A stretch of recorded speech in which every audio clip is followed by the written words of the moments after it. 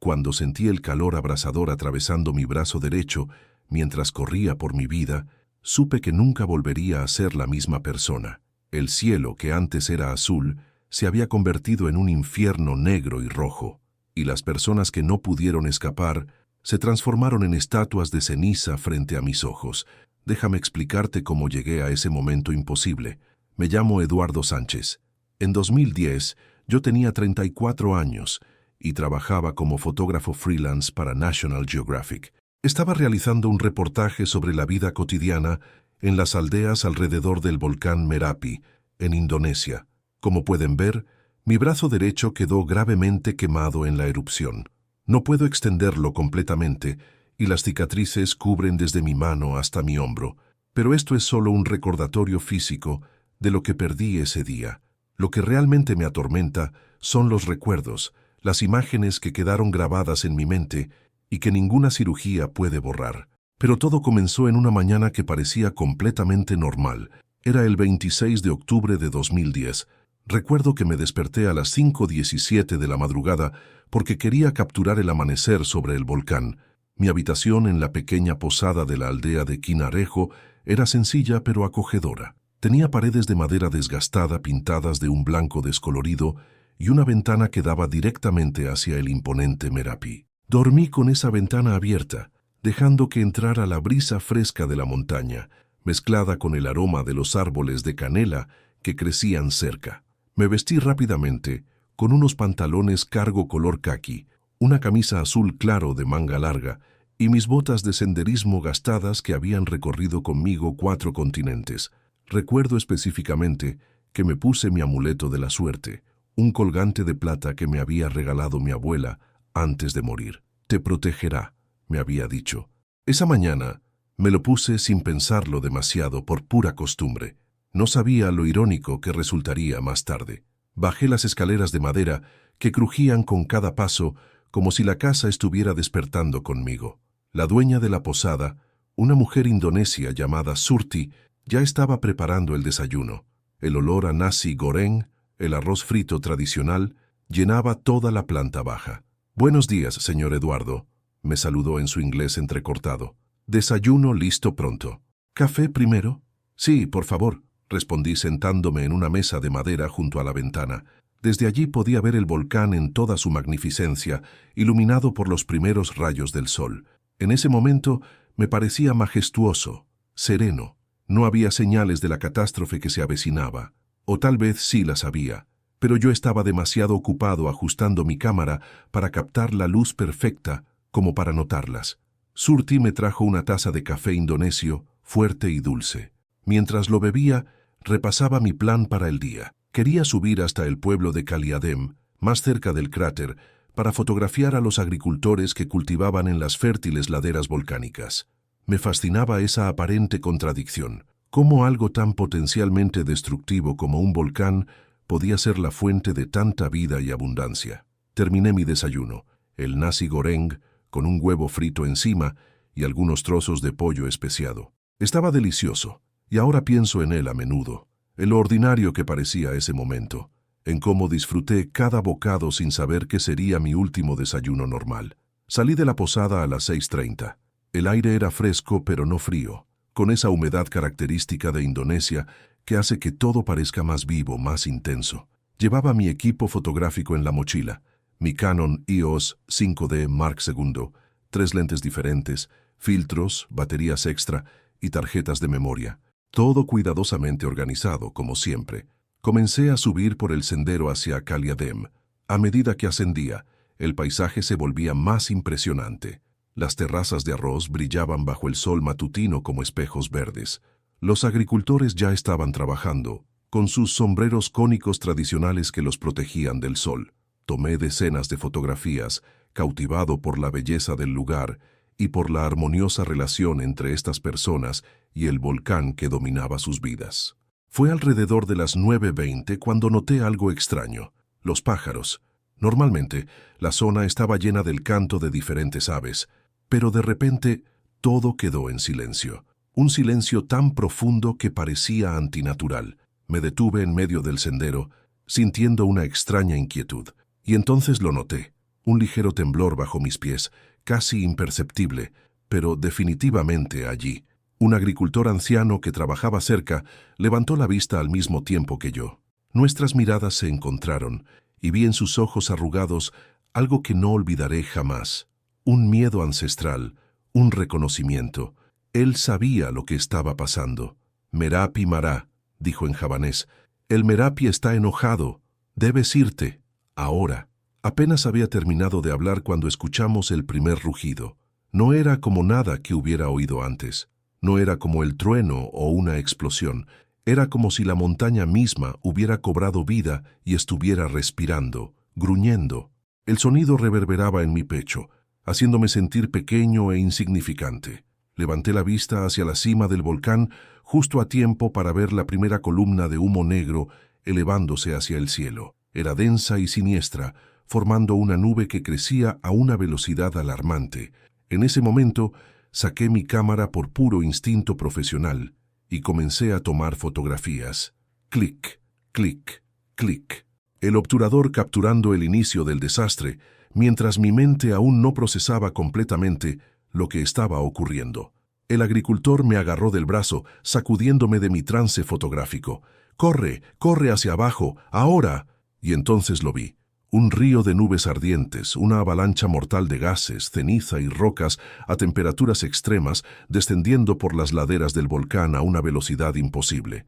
Era lo que los vulcanólogos llaman flujo piroclástico, aunque en ese momento yo no pensaba en términos científicos.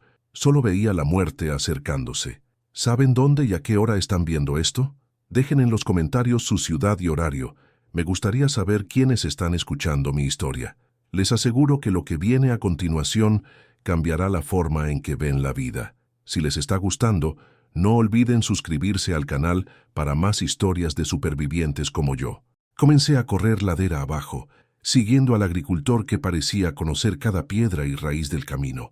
Mi respiración se volvió agitada. Mi corazón latía tan fuerte que podía sentirlo en mis oídos. La mochila con mi equipo fotográfico golpeaba contra mi espalda con cada paso, pero no me atrevía a detenerme para ajustarla.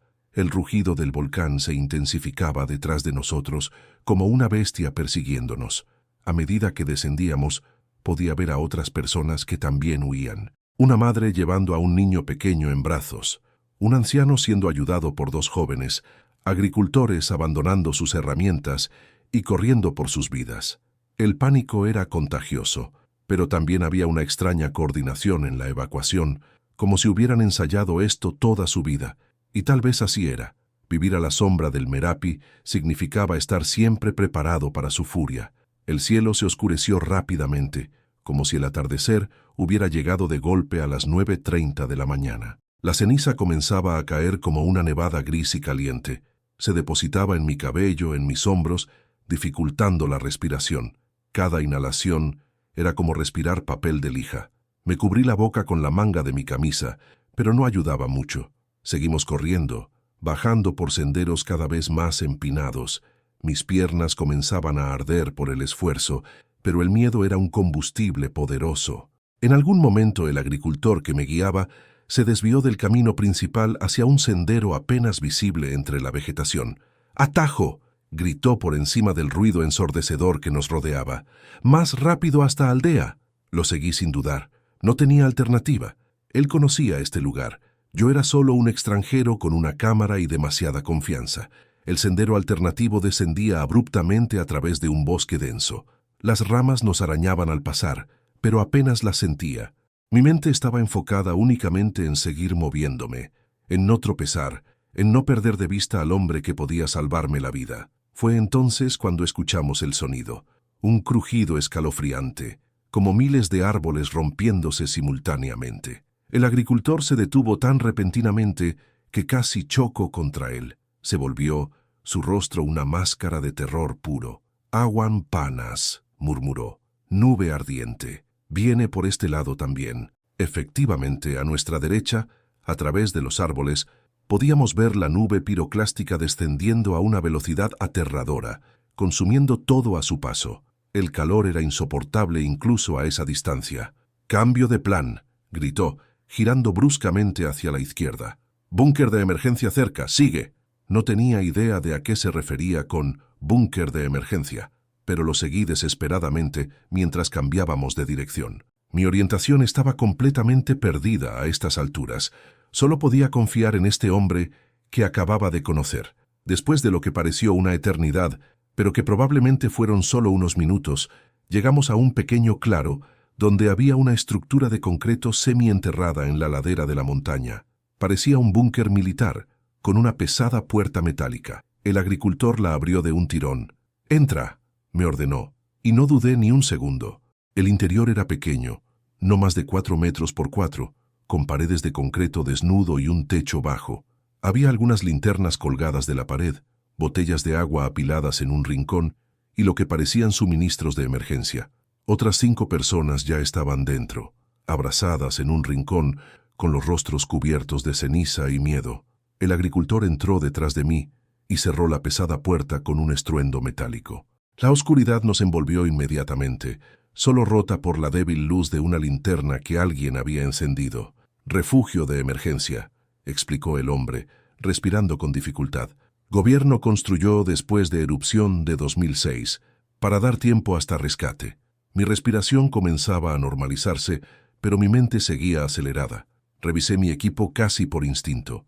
Mi cámara estaba intacta. Saqué una botella de agua de mi mochila y bebí un largo trago, sintiendo cómo limpiaba la ceniza de mi garganta. Habían pasado apenas 10 minutos desde que vimos la primera columna de humo hasta que nos refugiamos en el búnker. 10 minutos que cambiaron mi vida para siempre. En el búnker, la espera fue lo peor. Escuchábamos los rugidos del volcán, amortiguados por las gruesas paredes, pero aún así aterradores. De vez en cuando, el suelo temblaba bajo nuestros pies. Nadie hablaba mucho. Una mujer sollozaba silenciosamente en un rincón. Un hombre mayor rezaba en voz baja, recitando lo que supuse serían oraciones en javanés. Mi mente vagaba entre el miedo y un extraño distanciamiento profesional. Una parte de mí, el fotógrafo, lamentaba no poder documentar lo que estaba ocurriendo afuera. La otra parte, el ser humano aterrorizado, solo quería sobrevivir. Pasaron aproximadamente 2 horas. Las explosiones parecían haber disminuido en frecuencia e intensidad. El agricultor que me había salvado la vida, y que ahora sabía que se llamaba Darmanto, se acercó a la puerta. «Voy a mirar», anunció. «Ustedes quedan aquí». «No», intervine. «Iré contigo». No sé de dónde saqué el coraje. Quizás fue simple curiosidad periodística, o tal vez no soportaba la idea de seguir esperando en la oscuridad sin saber qué ocurría afuera. Darmanto me miró fijamente por un momento, luego asintió. Solo un vistazo rápido, peligroso todavía. Abrimos la pesada puerta con cautela. Lo primero que noté fue la luz. Era extraña, filtrada a través de una atmósfera cargada de ceniza, dándole al mundo un tinte anaranjado sobrenatural.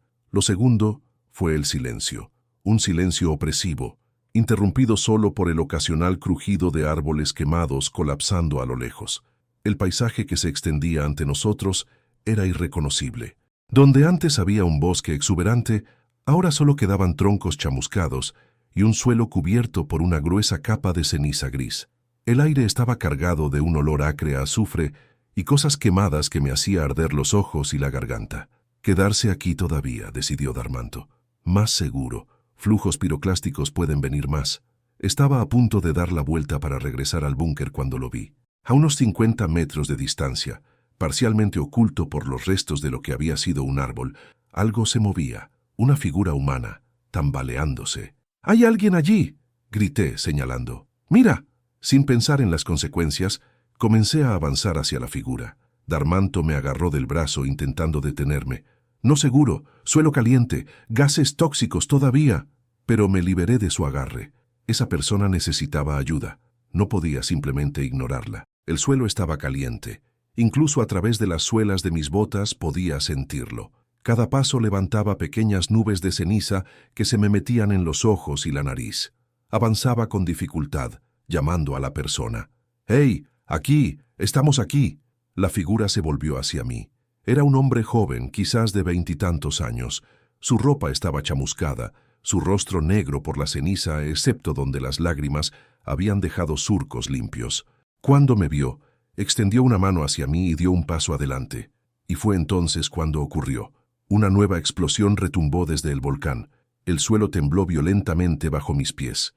Y del cielo comenzó a caer una lluvia de rocas incandescentes, bombas volcánicas que el Merapi escupía en su furia continua. Si estás escuchando esto, te invito a compartir si alguna vez has estado en una situación donde sentiste que tu vida estaba en verdadero peligro.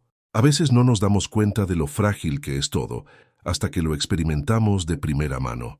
Déjame saber en los comentarios, junto con tu ciudad y la hora en que estás viendo este video. Tu historia también merece ser contada.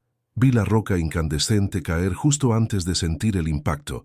Tenía el tamaño de un balón de fútbol y brillaba con un rojo intenso mientras atravesaba el aire viciado. Por puro instinto, me lancé hacia un lado, pero no fui lo suficientemente rápido. La roca golpeó el suelo a menos de 2 metros de mí, estallando en fragmentos ardientes que salieron disparados en todas direcciones. Uno de ellos, del tamaño de mi puño, impactó directamente en mi brazo derecho. El dolor fue inmediato e indescriptible. Sentí como si alguien hubiera presionado un hierro al rojo vivo contra mi piel. El olor a carne quemada llegó a mis fosas nasales antes incluso de que pudiera gritar.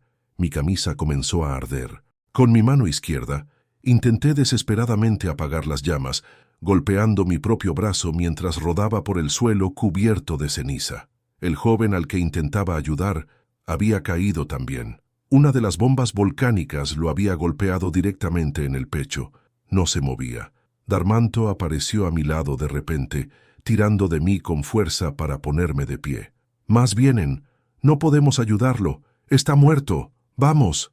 El dolor nublaba mis pensamientos, pero sabía que tenía razón. El cielo estaba lleno de proyectiles incandescentes. Quedarnos allí era suicida. Con un último vistazo al joven caído, permití que Darmanto me arrastrara de vuelta al búnker. Dentro, el caos se había desatado. Las explosiones eran tan fuertes ahora que temíamos que el techo pudiera colapsar. La mujer que había estado sollozando ahora gritaba, abrazando a un niño pequeño que no había notado antes. El anciano seguía rezando, pero su voz se había vuelto más urgente, más desesperada. «¡Agua!», logré decir entre jadeos. «Necesito agua para mi brazo». Una de las mujeres reaccionó inmediatamente, tomando una botella y vertiéndola cuidadosamente sobre mi brazo quemado. El alivio fue momentáneo, pero el dolor regresó con mayor intensidad. Alguien rasgó un trozo de tela limpia y lo envolvió suavemente alrededor de la quemadura.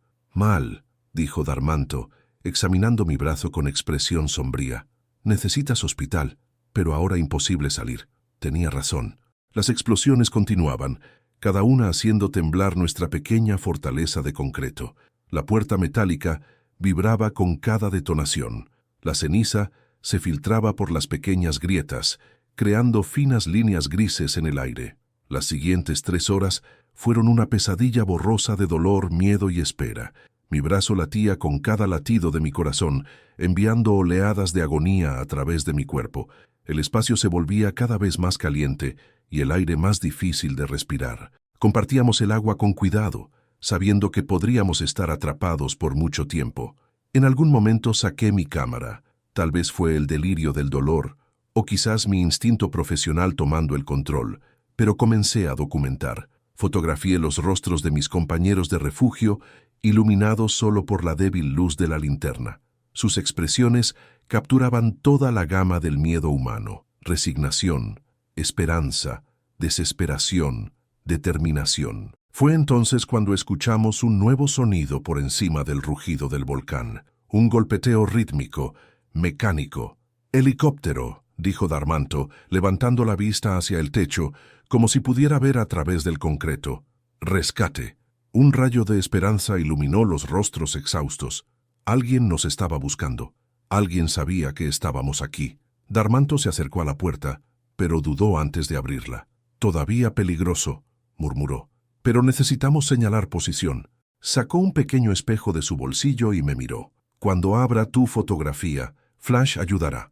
Entendí su plan inmediatamente. Él abriría brevemente la puerta, yo tomaría fotos con Flash, y él intentaría reflejar la luz del sol hacia el helicóptero con el espejo. Era arriesgado, pero era nuestra mejor opción. Preparé mi cámara con mano temblorosa. El dolor en mi brazo derecho era casi insoportable, así que tuve que sostener la cámara principalmente con la izquierda. Darmanto contó hasta 3 y abrió la puerta.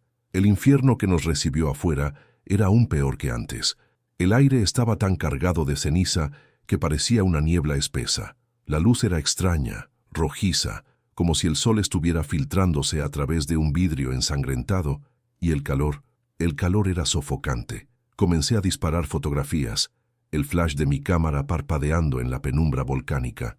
Darmanto, mientras tanto, intentaba desesperadamente captar un rayo de sol con su espejo para reflejarlo hacia donde creía que estaba el helicóptero. Fue entonces cuando lo vi. A través del lente de mi cámara, capturé algo que me heló la sangre. A unos 100 metros de distancia, parcialmente ocultas por la ceniza que caía, había figuras humanas. No se movían, estaban de pie, congeladas en diversas posturas, como si hubieran sido sorprendidas en medio de una acción. Una mujer con los brazos extendidos hacia el cielo, un hombre inclinado hacia adelante, como si estuviera corriendo, un niño sentado, con la cabeza levantada. No entendía lo que estaba viendo hasta que el flash iluminó sus formas con mayor claridad. No eran personas vivas, eran cuerpos cubiertos por una gruesa capa de ceniza endurecida, estatuas de ceniza. Personas que habían sido sorprendidas por el flujo piroclástico y habían muerto instantáneamente, preservadas en el momento exacto de su muerte. «Dios mío», susurré, bajando la cámara. «Darmanto, mira». Pero Darmanto estaba concentrado en su tarea, moviendo frenéticamente el espejo, tratando de captar la atención del helicóptero que ahora podíamos escuchar claramente por encima de nosotros. Levanté mi cámara nuevamente y, sobreponiéndome al horror, tomé más fotografías de aquellas estatuas humanas. Era mi deber como fotógrafo documentar esto, aunque cada imagen se grabaría en mi mente como una pesadilla permanente. El ruido del helicóptero se intensificó. Lo vimos pasar directamente sobre nosotros, su silueta apenas visible a través de la densa ceniza. Por un momento terrible, pensé que no nos habían visto, que seguirían adelante y nos dejarían a nuestra suerte. Pero entonces, el helicóptero dio la vuelta.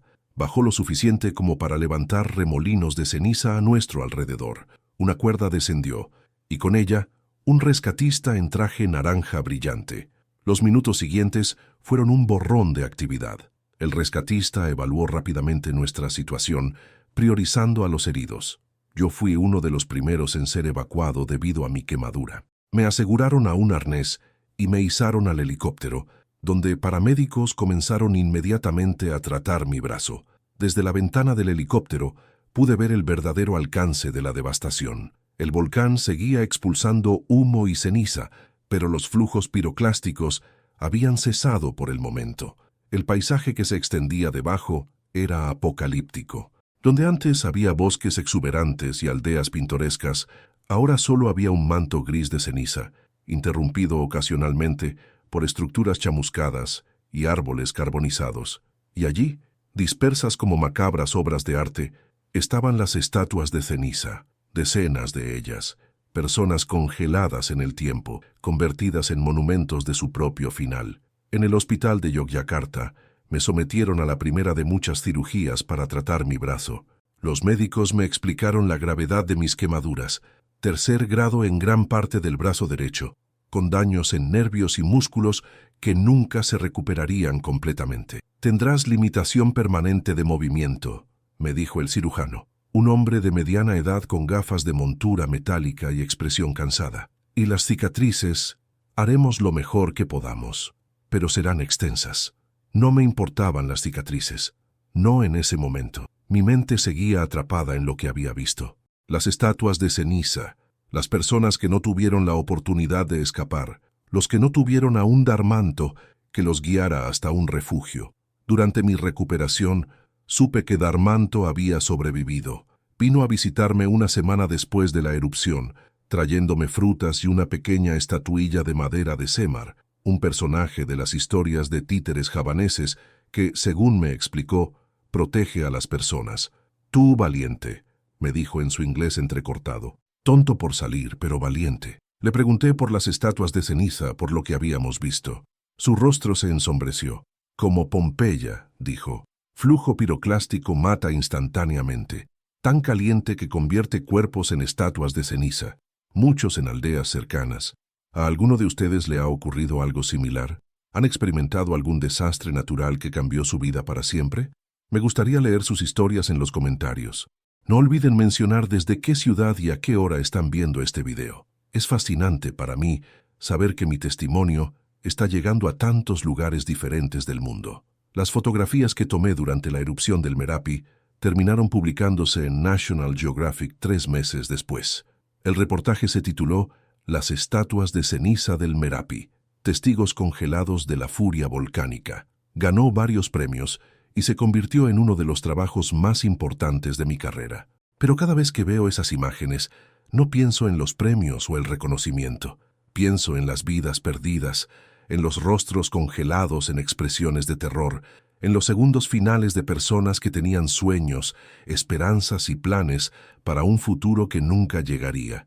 La recuperación física fue lenta y dolorosa. Pasé por 5 cirugías en los siguientes 2 años, injertos de piel, reconstrucción de tendones, tratamientos con láser para reducir la cicatrización. Los médicos hicieron un trabajo extraordinario, pero como habían anticipado, mi brazo derecho nunca volvió a ser el mismo. No puedo extenderlo completamente. Los dedos de mi mano derecha han perdido parte de su destreza, lo que dificultó enormemente mi trabajo como fotógrafo. Tuve que aprender a usar la cámara principalmente con la mano izquierda, a enfocar y disparar de manera diferente. Hubo momentos de frustración intensa, momentos en que quise rendirme y abandonar la fotografía por completo. ¿Cómo podía seguir siendo fotógrafo con un brazo que no respondía como debería? Pero entonces recordaba a Darmanto y su coraje. Recordaba a las personas convertidas en estatuas de ceniza que había fotografiado, personas que nunca tendrían otra oportunidad, y seguía adelante. La recuperación emocional fue aún más difícil. Durante meses, las pesadillas eran constantes. Me despertaba gritando, sintiendo el calor abrasador en mi brazo, viendo las siluetas congeladas en ceniza, escuchando el rugido del volcán.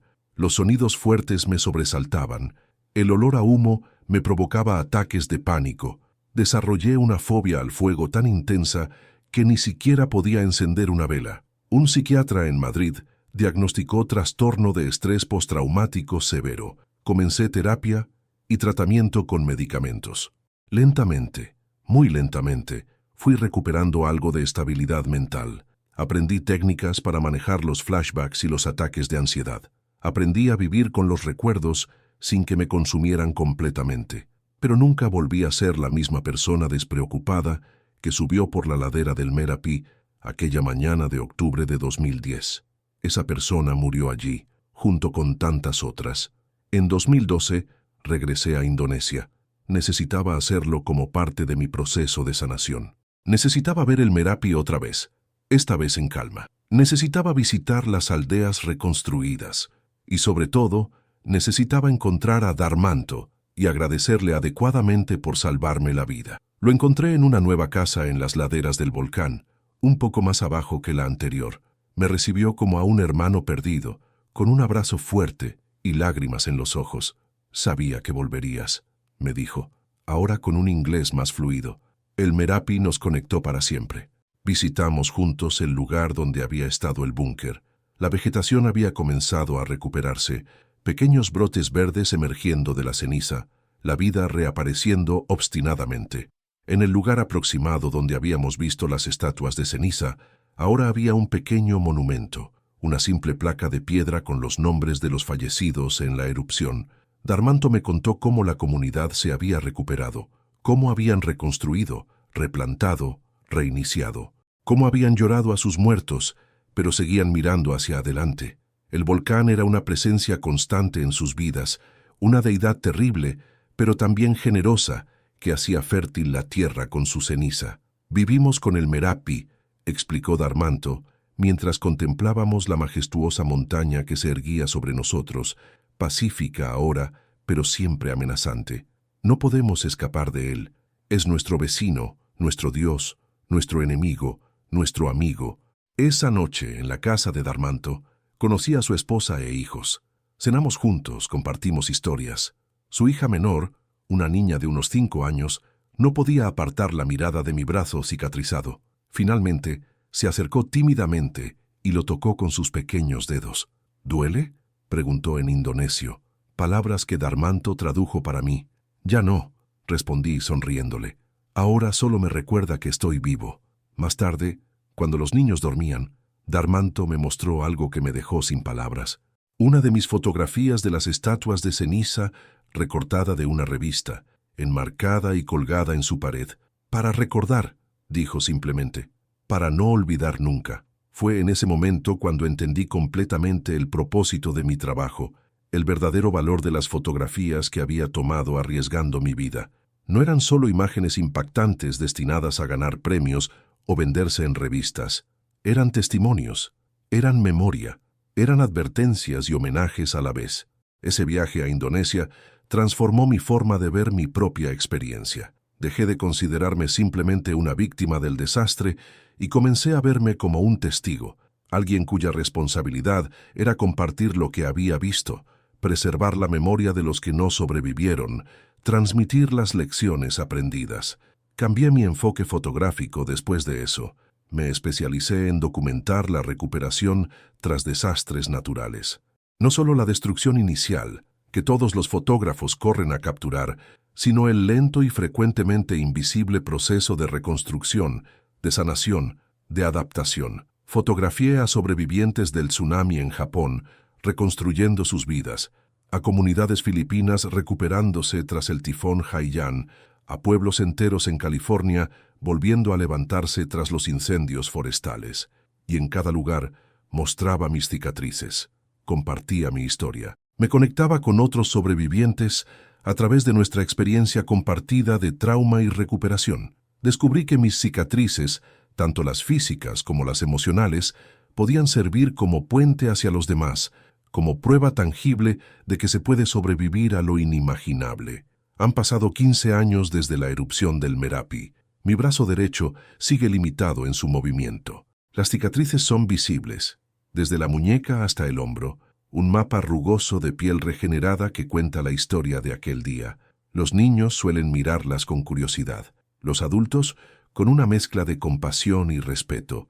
Sigo teniendo pesadillas ocasionales, sigo sobresaltándome con los ruidos fuertes, sigo sintiendo un nudo en el estómago cuando veo imágenes de erupciones volcánicas en las noticias. Pero he aprendido a vivir con ello. He aprendido a incorporar esa experiencia a mi identidad sin que me defina completamente. Darmanto y yo seguimos en contacto. Nos escribimos regularmente. Le envío copias de mis libros de fotografía. Él me manda fotos de sus hijos creciendo, de la comunidad prosperando, del Merapi dormitando tranquilamente sobre sus cabezas. Me invita a volver cada año, y aunque no siempre puedo hacerlo, he regresado en varias ocasiones. Cada visita es una reafirmación de nuestra amistad forjada en el desastre y de la increíble capacidad de recuperación del espíritu humano. La última vez que visité Indonesia fue hace apenas 6 meses. La aldea de Darmanto ahora tiene un pequeño museo dedicado a la erupción de 2010.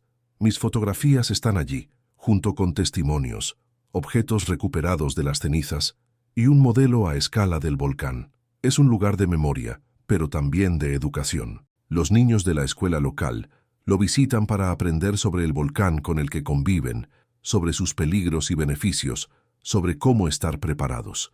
En una pared del museo hay una frase escrita en javanés e inglés. Recordamos para honrar a los que perdimos.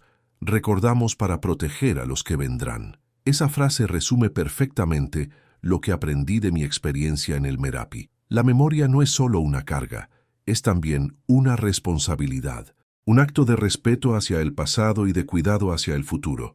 Y así, cada vez que alguien señala mis cicatrices y pregunta qué me pasó, no evito la conversación. Cuento mi historia, muestro mis fotografías, hablo de las estatuas de ceniza y de las vidas perdidas, hablo de Darmanto y de su coraje, hablo del miedo y del dolor, pero también de la recuperación y la esperanza, porque eso es lo que sobrevivir realmente significa. Llevar contigo no solo las cicatrices, sino también las historias. No solo el trauma, sino también la sabiduría ganada. No solo la pérdida, sino también la conexión humana que surge de compartir nuestras experiencias más profundas. El Merapi sigue allí, durmiendo pero nunca completamente dormido. Algún día volverá a erupcionar. Es inevitable. Pero gracias a las lecciones aprendidas en 2010, gracias a las mejoras en los sistemas de alerta temprana y evacuación, gracias a la educación y preparación de las comunidades locales, es posible que la próxima vez el costo humano sea menor. Es posible que menos personas se conviertan en estatuas de ceniza, congeladas para siempre en su momento final. Y si mi historia, mis fotografías, mis cicatrices han contribuido, aunque sea un poco, a esa preparación, entonces todo el dolor habrá tenido algún sentido. Si has llegado hasta aquí en mi relato, te agradezco profundamente por escucharme. Compartir estas experiencias no es fácil, pero creo firmemente que las historias como esta necesitan ser contadas. Te invito a reflexionar sobre lo frágil y preciosa que es la vida, y sobre cómo, en un instante, todo puede cambiar. Déjame saber en qué ciudad y a qué hora estás viendo este video, y si te ha impactado mi historia, compártela con alguien que creas que necesita escucharla. Suscríbete a este canal para más testimonios de supervivientes como yo, personas comunes que enfrentaron lo extraordinario y vivieron para contarlo, porque compartir estas historias nos hace más fuertes a todos, nos recuerda nuestra vulnerabilidad, pero también nuestra increíble capacidad de resistencia. Gracias por escuchar. Y recuerda, las cicatrices que llevamos, visibles o invisibles, no son solo marcas de dolor, son también pruebas de nuestra fortaleza.